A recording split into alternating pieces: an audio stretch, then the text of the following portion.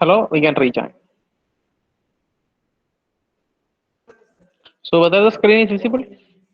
Hello, the screen is visible? Hello, hello, hello. Yes, sir, visible. Okay. Yeah. So far we have discussed something about topology, bus topology, ring topology, mesh topology, star topology.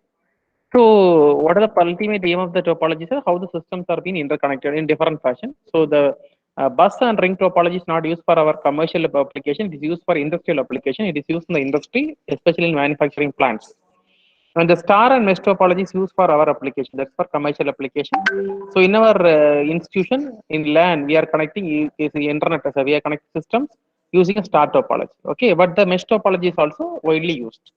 The drawback of the mesh topology, sir, when you uses the mesh topology, it requires a lot of cabling.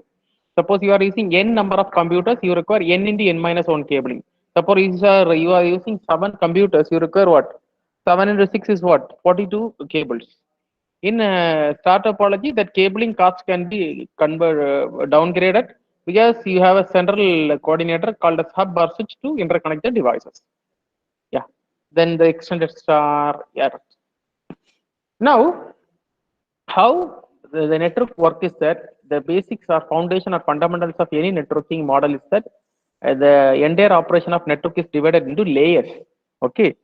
So there are basically two layering models are there. One is OSI model. It's called Open System Interconnect model. Other one is called TCP/IP model. The TCP/IP model is implemented in your system, all in your computers, in your mobile phone. We follow a one model called TCP/IP model. It is otherwise called TCP/IP suite. Okay. So the first question is that what is the need for a layering? Why you require a layering? So layering provides a common platform to interconnect different devices. Now let us assume one condition or one case. There are two PC manufactured by two different users or vendors. One is Lenovo, other one is HP. Now let us assume a case there is no mechanism called layering. What happens is that the HP systems you can't interconnect the HP system with the Lenovo because HP system their standards are different.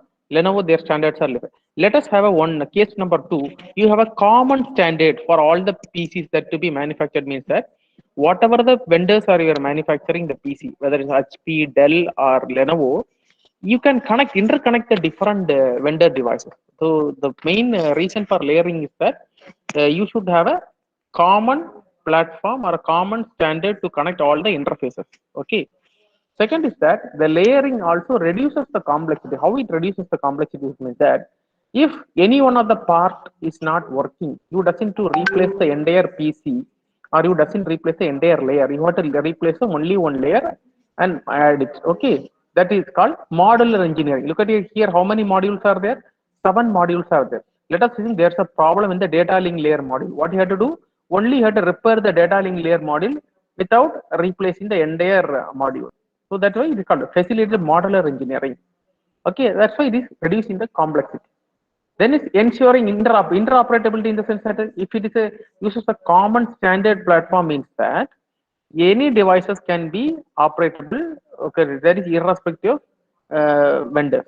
Okay, suppose the HP system can be interconnected with the Lenovo, Lenovo can be interconnected with the Dell, Dell can be interconnected with the IBM, IBM can be interconnected with the HCL. Likewise, different devices, vendors, devices can be interconnected. So this is the ultimate aim of a layering. That's why this layering concept was introduced in the year 1945. Okay, it was like come into practice or existence in the year 1970. So until 1945 to 70, each company has its own standard. Xerox Corporation, IBM, these people have their internet networking in facility in their plant.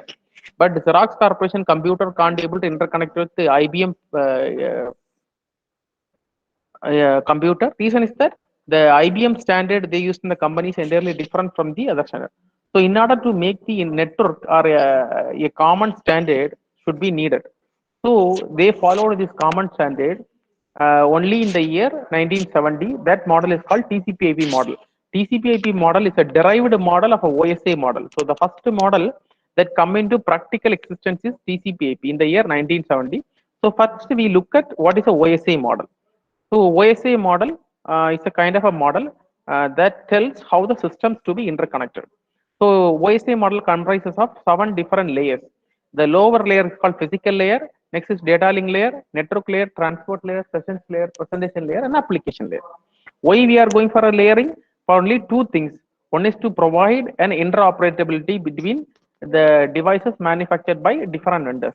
Second is that a common standard should be followed. When a common standard is followed, it is very easy.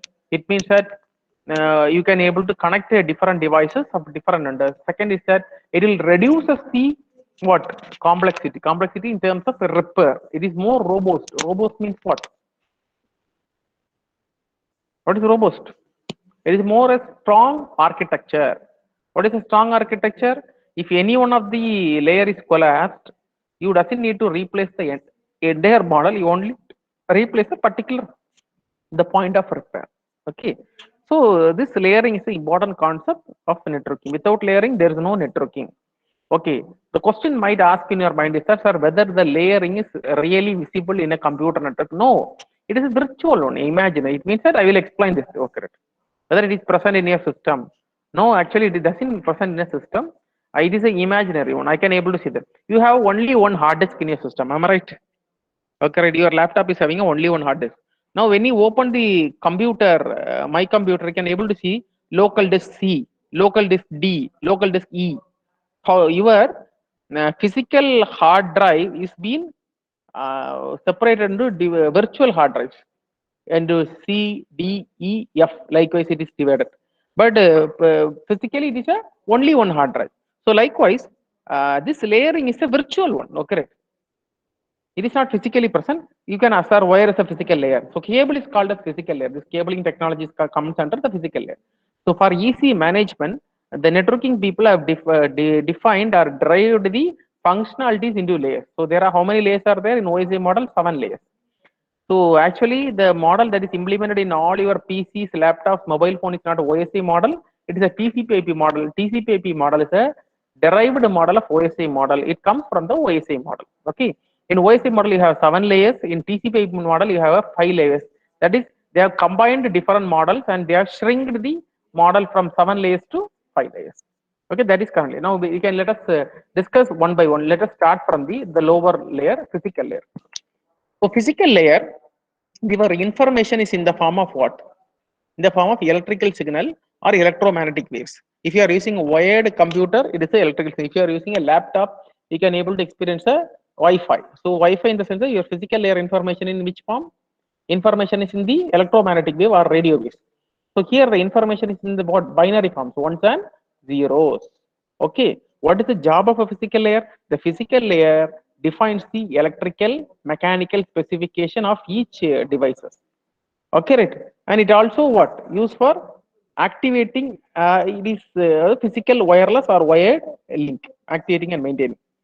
Okay, what is electrical specification? As you are transferring information in an electrical signal, you should specify what is the maximum amplitude of a pulse, because in your wire it is moving in what? Ones and zero.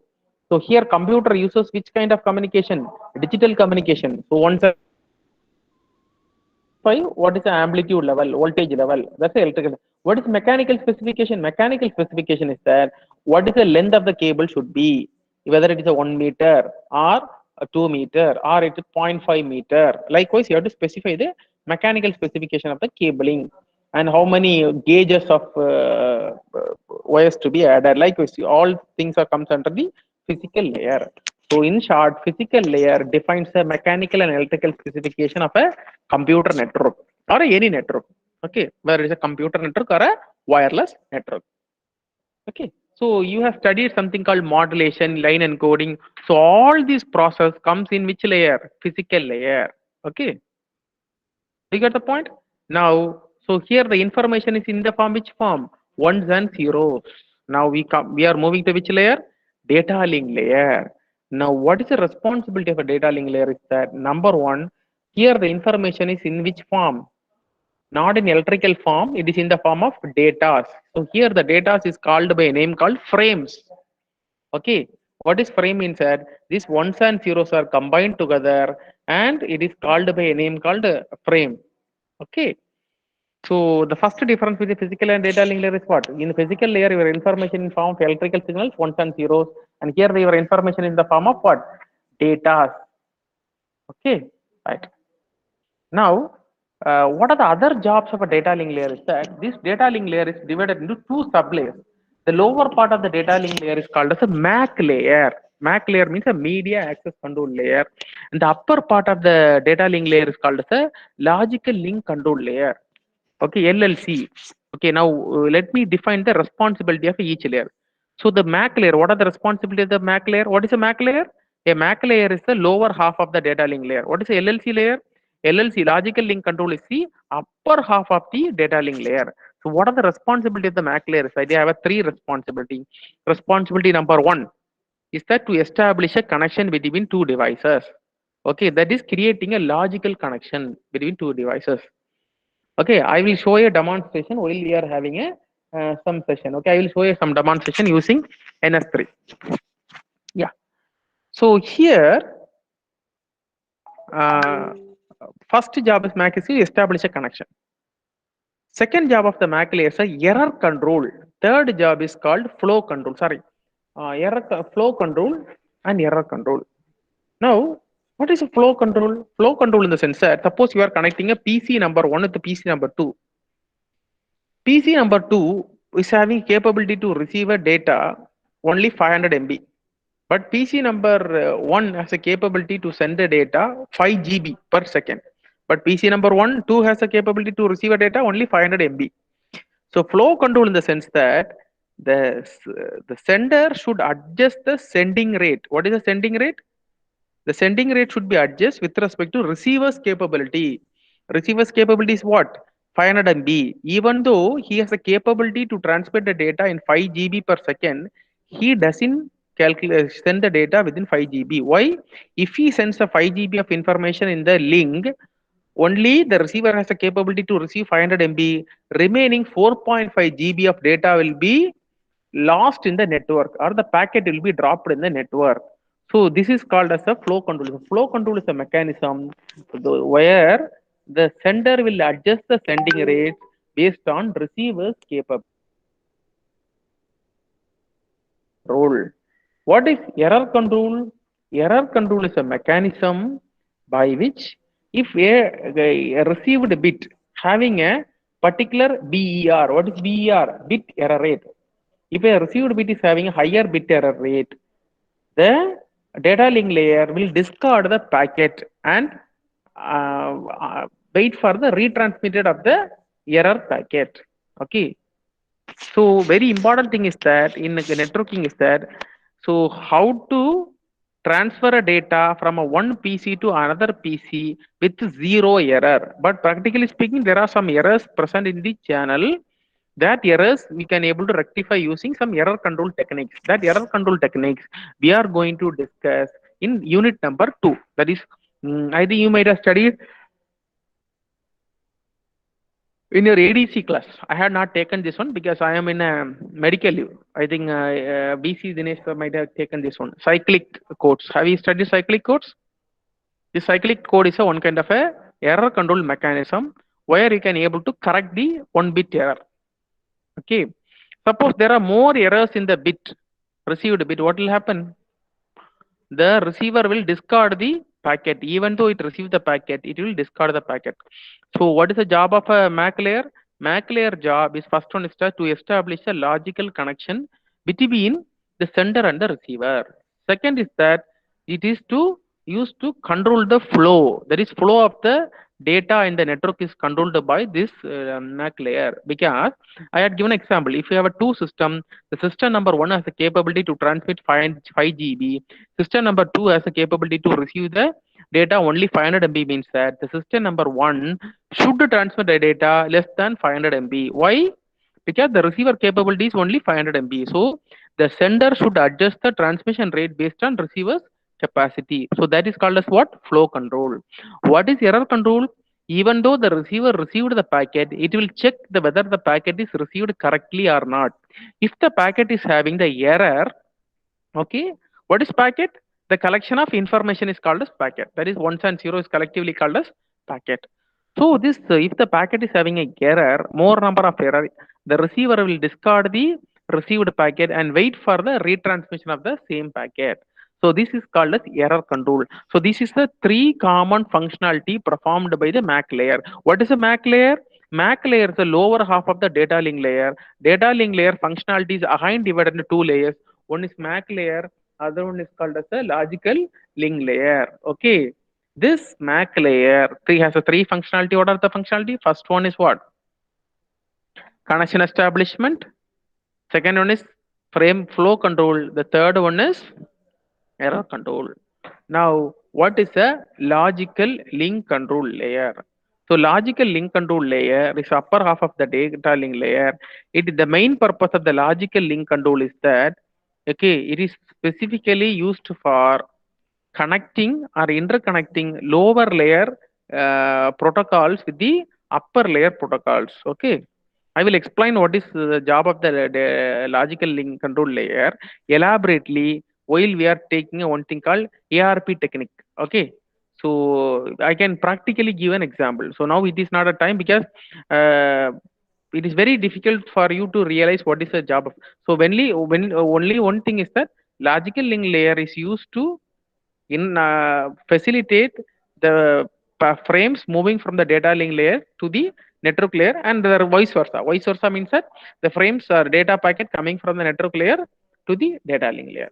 Now, data link layer has its own addressing mechanism. That addressing mechanism is called MAC addressing mechanism. Why we need a MAC address? Because MAC layer has a one functionality called what? Connection establishment. For establishing connection with the other computer, you require one kind of address. What is address?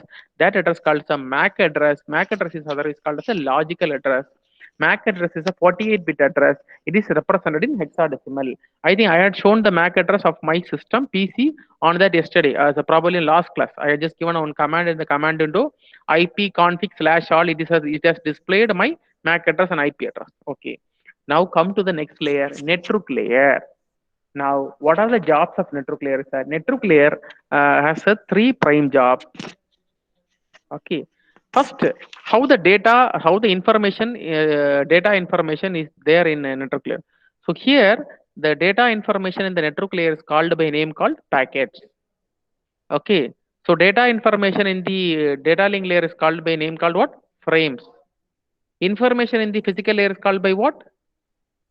Is a electrical signal or electromagnetic waves, depend upon. Suppose if you are using a cable, it is a electrical signal. If you are using a antenna, wireless media, it is a electromagnetic wave. So look at here how the information is transforming. For each layer, the information is transforming. It takes a new name. In physical layer, your information is in the form of electrical or electromagnetic signal. In data link layer, your information is in the form of data. The name of the data is called frames. What is frames? Collection of data information, ones and zeros. What is packet? Packet is a name given to the frame, name given to the data information in the network layer. Okay. So network layer information, data information is called by name called packets. Okay. So what is a packet? Packet is a collection of your data, ones and zeros. Suppose your packet size is 512 bytes. What does it mean? How many bits are combined to the 512 bits? 500 into 8. So 8 5s are 8 5s are 4000 bits plus 12 8s are, excuse me, nobody is there. 12 8s are, so 4096 bits combined together to form a 512 bytes of packet. So what is a packet? What is a frame? Both the definition of a packet and frames are same. Packet or a frame is a collection of bits or grouped together. Bits are grouped together into. So here the information is termed by a name called what? Data information is termed by packet. Okay. Now the responsibility of the network layer is only two responsibility. Number one, responsibility of what? Routing a packet. That is to transfer a data. So what is the responsibility of a data link layer? The responsibility of data link layer is that to transfer information from one computer to other computer. What is the responsibility of a network layer? To transfer data from one computer of a one network to other computer of other network. Suppose you want to transfer data, your friend is there in US. So it comes in which layer? Network layer. It is transferring information from Engineering College and delivering the information to your friend PC who is living in Chicago. So look at here, the terminology is only different. Okay. So what is the job of a data link layer? Data link layer job is to transfer information from a one PC to other PC. What is the job of a network layer? It is transferring information from one PC of one network to other PC of other network. So you require a network layer. Okay. So for network layer, this is called by a name called routing or routing. Okay. So routing is a process of transferring information, data information from one PC to other PC of different network. For routing, you require one thing called routing table, and we will discuss routing table in unit number 4. Okay. So unit number 3. Okay. What is a routing? And routing select the best path, how to deliver a data from a one system to other system in a very shortest time. Okay. The third job of the data link as a network layer is what? To provide quality of service. Okay, I will explain what is quality of service. Now, suppose you are watching a movie in a, or watching a documentary in a YouTube. It will ask a 3 different format. Whether you want to watch the movie in 480 pixels, 720 pixels, or 1080 pixels. So we normally prefer 1080 pixels. 1080 prefer will best quality. Am I right? Of picture as well as audio as well as video. So this is determined by which layer? Network layer. So network layer job is to what? Decide what kind of quality of service you have to provide to the customer or the user. So what are the functionality of a data link as a network layer? Number one is that routing of packet from a one system to other system of different network. For routing of packet, you require one thing called what? A routing table. So routing of packet will use a shortest time for a packet moving from a one system to other system. The third responsibility is of what? To support quality of service. What is quality of service? The moment before I just told the example. Suppose you want to transfer you want to view a picture in YouTube. There are different qualities are there. Whether you want to watch the documentary in 480 pixels, 720 pixels, or 1080 pixels. So you prefer 1080 pixels. If you prefer 1080 pixels, your video and audio quality will be very higher. So this is determined by which layer? Network layer. So network layer will determine the quality of service of the your packet that is being transmitted. And for connecting two systems, you require one kind of addressing. So here in network layer, it uses address called IP address. IP means what? Internet protocol address. Okay. So in MAC layer, we uses which kind of address? MAC address. The data link layer uses MAC address. MAC address is called by a name called logical address. It is 48-bit hexadecimal address. IP address is a 32-bit address. IP is a 30. So IP address is also two categories there. One is IPv4 version 4, IPv6. So IPv6 is 126 and this is 32-bit address. So 32-bit address of which format? It is not hexadecimal format, it is decimal format. Okay, not decimal format, it is binary format, ones and zeros, but it is for human readable thing, it is mentioned in decimal formats. Okay, so it's a 32-bit address by default IPv4. If you are using IPv6, it is a 126-bit address. So the second kind of addressing mechanism used in network is what? IP address. So IP address is used by which layer? Network layer. MAC address is used by which layer? Data link layer. Now we go to the upper layer. So the upper layer is a very important layer. So it provides a connectivity between source process to destination process. I will explain what is a source and destination process. So let us assume you have a 3 Gmail. Okay, you are opening a 3 Gmail in a system. Gmail number 1, Gmail number 2, Gmail number 3. So how many processes are running? 3 processes are running. So the responsibility of the transfer protocol is that number 1 to transfer the information from one system process to other system process of different network or same network. So here, the data information is called by a name called what? Segments. Look at here. So each layer calls the data information in different. Transport layer calls the data information as segments. Network layer called data information as packets. Okay. Data link layer called data information as what? Frames. Physical layer called information as what? Electrical signals or electromagnetic waves. Okay. So each layer. Now, it maintains a virtual connection. I will explain what is a physical connection or a virtual connection while I am handling the transport layer. Then it is very easy for you people to understand what is a virtual connection. Okay, virtual connection in the sense that in a physical cable, behind they are dividing the layers in the physical cable. That each layer is called as a virtual circuit. They are virtually dividing the functionality of the physical circuit. It is just like that. You have physically only one hard disk is present in your laptop. When you open the My Computer, you can able to see 3 or 4 hard drives. Local disk C, local disk D, local disk E, local. So we are virtually partitioning. We are virtually partitioning your hard disk. So physical hard disk is one, virtual hard disk is 4. Okay, that depends upon the user. Some might have. I had seen on student's laptop. Yes, partition is hard disk 12 times. Okay, local disk C, D, E, F, C. Because his hard disk is 2 TB. So he partitioned the entire 2 TB into 12 hard disk. Okay, so this is a difference between a virtual one and the physical one. Okay,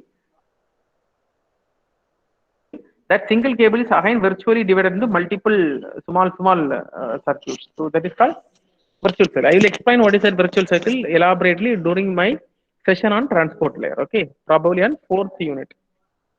So look at here, your transport layer also has one address. That address is called as a port address. Okay, port address represent what is the function of each. Suppose you are using a FTP file transfer protocol. You are downloading some documentary. So it should support the port address 69. For downloading, the port address should be through 69. So look at here, while you want to transfer data from a one device to other device, you require a 3 different address. What are the address? MAC address, that is required by the data link layer. IP address, internet protocol address is required by the network layer. Then port address is required by which layer? Transport layer. And other functionality of transport layer is there. Flow control and error control. Look at here. There are 2 different flow controls and error controls that is being deployed in networking. One at the data link layer, other at the transport layer. The data link layer and physical layer is called as a lower layer. Network transport session presentation and application is called as the application layer. It's called as a upper layer. Okay. So what is a flow control? Flow control in the sense that the sender will decide how much amount of packets or segments or frames to be transmitted in the network without overshooting receiver's buffer capability. Suppose the receiver buffer capability is only 500 MB, the sender should adjust the sending rate or transmission rate. Okay, right? In the receiver's capability. So you cannot send a packet not more than 500 MB. What is error control? For transmission or reception of each packet, okay, right, it should be checked whether the received packet is having a bit error rate. If it is having a bit error rate, the packet will be discarded and the nearby node has to retransmit the packet behind. And one more beauty of the transport protocol is called congestion control. Congestion control in the sense that, okay, the sender will adjust the sending rate based upon the network capability. I can give an example. Let us assume a case. There are 2 systems are there, PC1 and PC2. The PC1 has a capability to transmit 1 GB of data per second. The receiver has a capability to receive the data 1 GB per second. Look at here, both the sender and receiver has the same capability. But the cable used to connect the sender and receiver has the only capability to carry 500 MB. So now the sender should adjust the sending rate based on the network capacity. Even though the receiver capacity is equal to the sender capacity, the sender can't send the transmission rate as required by the receiver. Why? Because the cable connecting the sender and receiver only support the 500 MB. So what is the congestion control? The congestion control mechanism is a mechanism by which the sender will adjust this transmission rate or regulate the transmission rate without exceeding the network capacity. So in this case, what is the network capacity? It is 500 MB. So the sender will send the maximum rate only 500 MB, even though the receiver capability is 1 GB per second. So the congestion control is a very important feature of which layer, transport layer. So transport layer has flow control, error control, and congestion control. What is flow control? Flow control is a mechanism by which the transmission rate of a sender is adjusted without exceeding the receiver's buffer capability. What is congestion control? Congestion control is a mechanism by which the transmission rate will be regulated without exceeding the network capacity. What is the error control? Error control is a mechanism by which the received packet error doesn't exceed the particular capability. Okay, when it exceeds the particular capability, the packet will be discarded. So the transport layer main response is what? To establish a virtual connection between a sending process and receiving process, from the sender process to receiver process. Okay, so what kind of addressing mechanism transport layer use? The transport layer uses addressing mechanism called port addressing. So that's it about the transport layer. Now, what are the information so far you gathered from the each layer? Okay, a data link layer has a MAC addressing. Network layer requires a IP addressing. Transport layer requires a which addressing? Port addressing. And the data information in the data link layer is called by a name called frame. Data information in network layer is called by a name called packet. Data information is called by a name called segments in transport layer. Now the upper layer, sessions layer, presentation layer, and application layer. Yeah.